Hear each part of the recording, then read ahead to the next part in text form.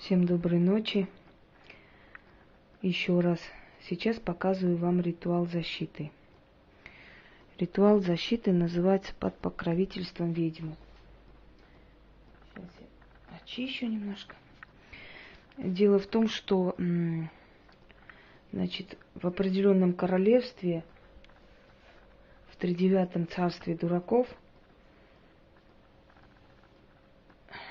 угрожает девушке расправами, порчами какими-то страшными. И, естественно, я беру ее под свою защиту, поскольку она больше всего пострадала из-за меня. Почему из-за меня? Потому что посмела сказать под моим роликом, что она мной восхищается и что я сильный практик. И спасибо вам за ритуал. И после этого ее закидали камнями, пригвоздили к столбу позора и начали над ней делать эксперименты.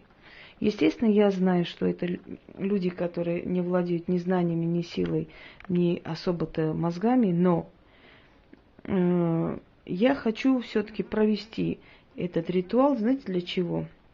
Даже не потому, что там что-то ей сделают или навредят, а просто, чтобы те, которые вообще о ней говорят и вспоминают не очень красивыми словами, да, пострадали сразу же. Потому что, когда проводишь человеку ритуал защиты, приходит некий страж. И он начинает отгонять все ненужные энергии обратно. Кроме того, наказывает любого, кто трогает этого человека. Помните, я страж там лампы, да?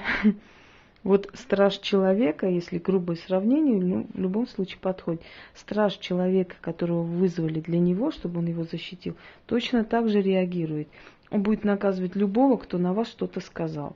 Это можете применять практики для защиты людей, которые к вам обращаются за защитой. Я уже несколько давала защиты, они все сильные. Для людей, для себя. Синяя свеча нужна. Синяя свеча в определенных культурах как бы олицетворяет агрессию, темную силу, помощь тьмы. Некоторые даже вместо черного одевают синий цвет во время траура. По-моему, в Бенгале или где-то еще. Итак, обкуриваем траву, но она уже обкурилась практически, но неважно. Я взяла статую Дану, матери богов, поскольку я должна защитить, а мать, она имеет особенность защитить, да. Это из, скажем так, кельтского пантеона, богиня, но о ней я рассказывала. Итак, фотографии я не показываю, имя мне разрешили произносить и сказать, и я с разрешения человека это делаю. Я ведьма Инга, дочь темных богов, возлюбленная ночи. Я меч справедливости в руках великих сил вселенной. Дана мне власть казнить и миловать, а иных мечом справедливости защищать. Отныне, с часу этого и с этой минуты я беру под свою защиту Гузель, окружаю ее великой силой, силой демонов. Демоны мои кровные, моя Тартарова семья, вы стражники преисподней, ваша сила внушает трепет. Да трепещут враги Гузель перед вашей силой и мощью. Крылья ваши черные над ее головой, сила ваша древняя ей в помощь, защита ваша великая над нею.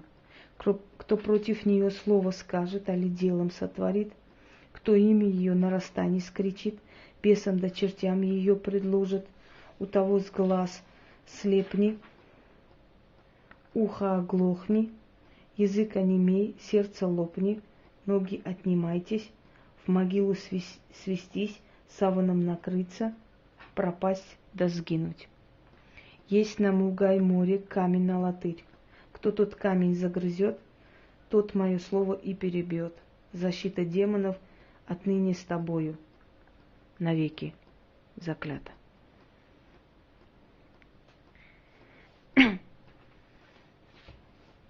Ну вот сейчас автоматически начнется крысиная возня. Опять будет крыть друг друга, кусать и спрашивать, кто мне донес, что хотят Гузель сделать, что-то там такое. Вот. Ну, есть товарищи везде. во всех станах есть свои друзья и братья. Ну и вообще от ведьм ничего не скрывается, ребята. Духи же для чего существуют вообще-то? Вот в чем дело. Если бы вы были ведьмами хоть чуть-чуть, хоть процентов на 3, то вы были бы очень спокойны, потому что вы бы верили, что ваша сила вас защитит и ударит по тем, кто вам сделает зло. Поскольку вы не верите сами в это, потому что у вас нет ни силы, ни предназначения, конечно, у вас паника, и вы хотите что-то сделать, как-то ответить, как-то наказать, что-то такое сделать. Уверяю вас, что любая ведьма спокойно к этому всему относилась бы. Почему? Потому что она уверена в этих силах. Ни раз, ни два, ни 3, ни 20, ни 50 за нее наказывали. И она настолько к этому привыкла, как, например, чтобы вы знаете, что телевизор включите, и он покажет, да, экран. То же самое вот мы привыкаем к тому, что будь наказан любой, кто нам что-то скажет. И это часть нашей жизни становится. А люди, которые абсолютно не имеют ничего общего с ведьмовством и никаким боком не касаются, да, магии, они, конечно, паникуют и пытаются запугивать, пытаются проклинать, пытаются какие-то круги силы собрать, какие-то порчи великие творить. А я еще раз повторяю, что любая ведьма относится очень спокойно ко всему этому. Очень много было случаев, когда в интернете, в Одноклассниках там или ВКонтакте что-то мне писали, сливали мои профили.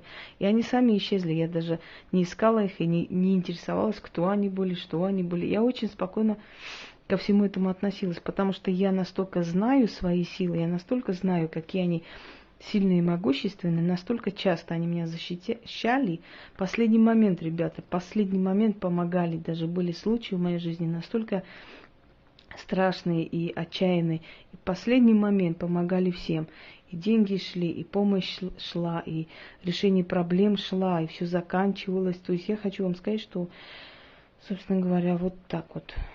Кто верит, что действительно магия существует, тот спокойно принимает все, и критику, и удары судьбы, потому что знает, что защитят. А кто не верит, тот защищается человеческим фактором, то есть криками, руганью, там, матерщиной, изливанием грязи, обзыванием человеческих недугов, и троганием там семьи, имущества и все на свете. Это говорит о том, что вы сами не знаете, чем вы занимаетесь. То есть вы не знаете, какому богу вы верите, если уж так правильно сказать, да. А Гузель, конечно, можете трогать после этого. Ну, если вам не хочется остаться инвалидами, то трогайте, конечно, можете трогать.